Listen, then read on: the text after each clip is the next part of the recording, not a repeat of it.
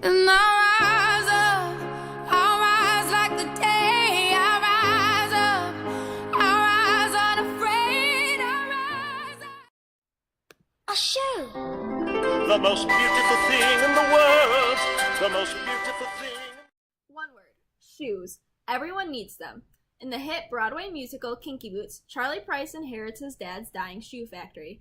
Knowing that the factory is going bankrupt, Charlie tries to recruit help to save the factory and the jobs of everyone that works there.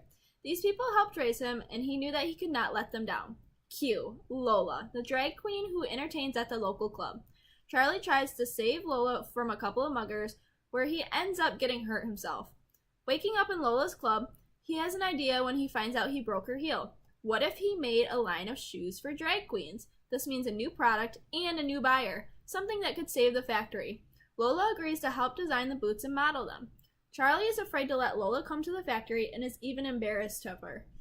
Charlie does not understand why Lola dresses the way that she does. Lola is made fun of by the factory workers, especially Don, when they find out that she is a man.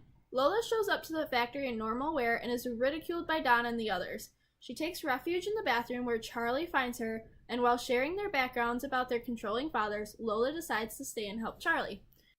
Don continues to make fun of Lola and eventually challenges her to a boxing match. Lola agrees, but says that Don must also do something that she thinks will make him more of a man. Lola ultimately lets Don win, even though she was trained as a professional boxer as a young boy by her father to make her more like a boy. Don knows that Lola let him win and accepts Lola's challenge. Charlie is getting stressed and Lola is making decisions without Charlie's approval first.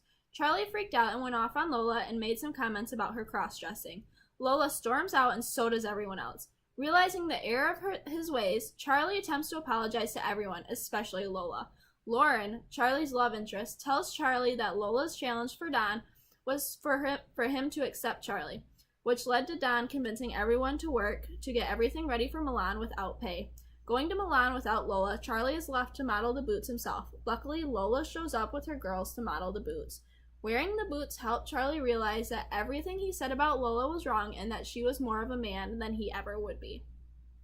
While Kinky Boots is not strictly about gay rights and AIDS awareness, it is about being yourself regardless of what anyone thinks and respecting how others act even if it is different from what you are used to.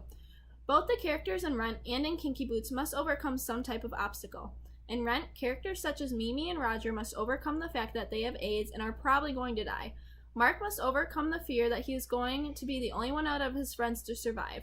In Kinky Boots, Charlie must overcome the fear of taking over his father's business, but also the fear of working with a drag queen.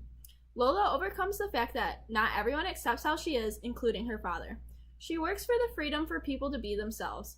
In a way, both shows are for accepting the unknown and differences in people. It is okay to be afraid of what you don't know, but you should accept it and not run away from it. Lola states many times that she is just as a man as the others. Just like in Rent, how people who are gay or have AIDS are just like any other person. Like it is stated in Kinky Boots, Oscar Wilde says, "Be yourself because everyone else is already taken."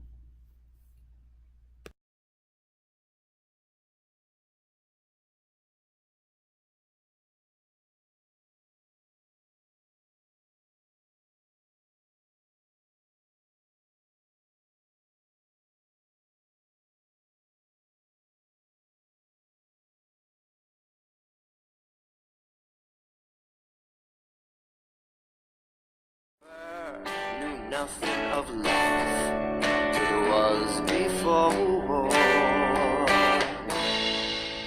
the origin of. On Valentine's Day of 1998, the musical Hedwig and the Angry Inch opened off-Broadway at the James Street Theater, but the titular character of Hedwig had existed years before the show was brought to an audience. By a chance meeting on a flight from Los Angeles around 1990, Stephen Trask and John Cameron Mitchell sparked up a conversation about music. They would later cross paths again and form a friendship.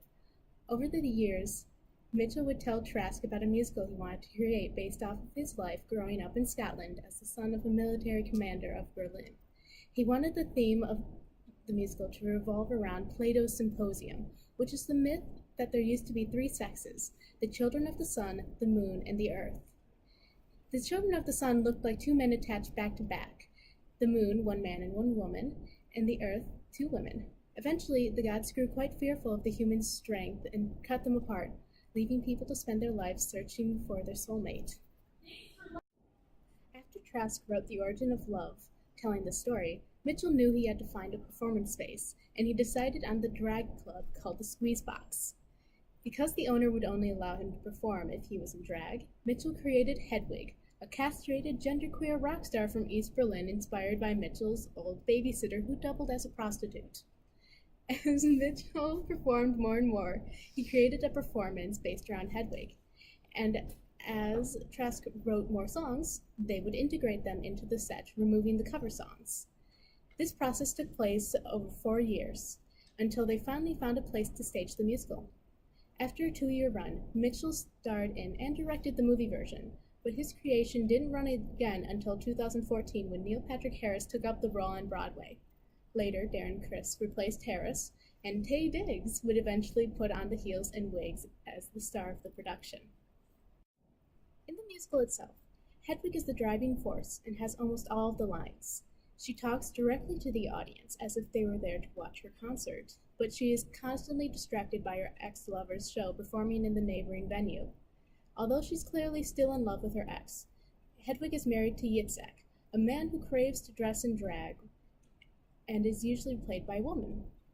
There's a constant theme of love, but also gender identity, sexuality, drag, and numerous other questions revolving around LGBTQ issues.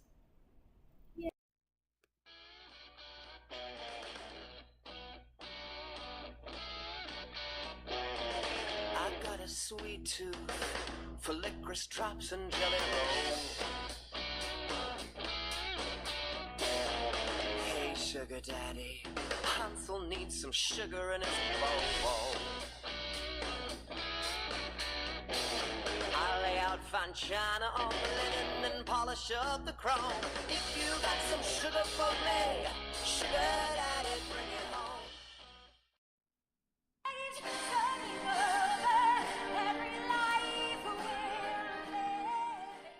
It then follows the story of Elizabeth, a 38-year-old recently divorced woman who has moved back to New York City for a fresh start.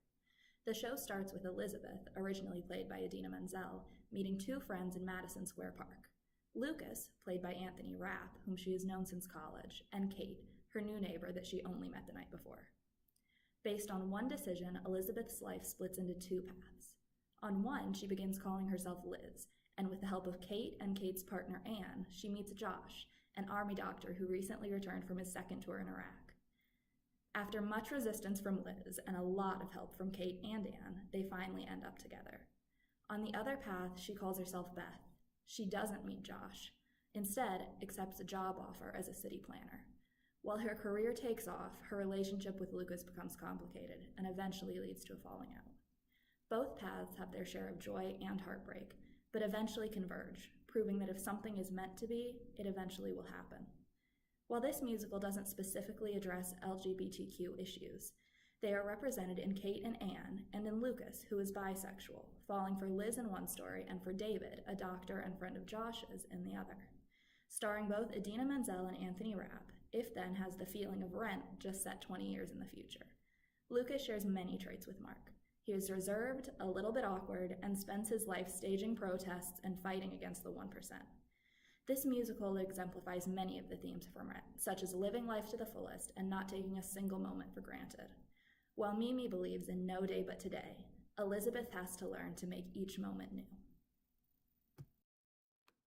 Ain't no man Manhattan, no island all his own. On Roosevelt or Staten, ain't none of us alone. Your actions, my reaction, in ways you won't expect.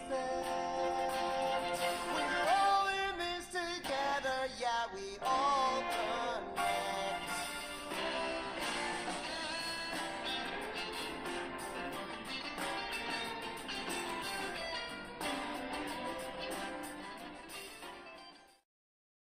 And I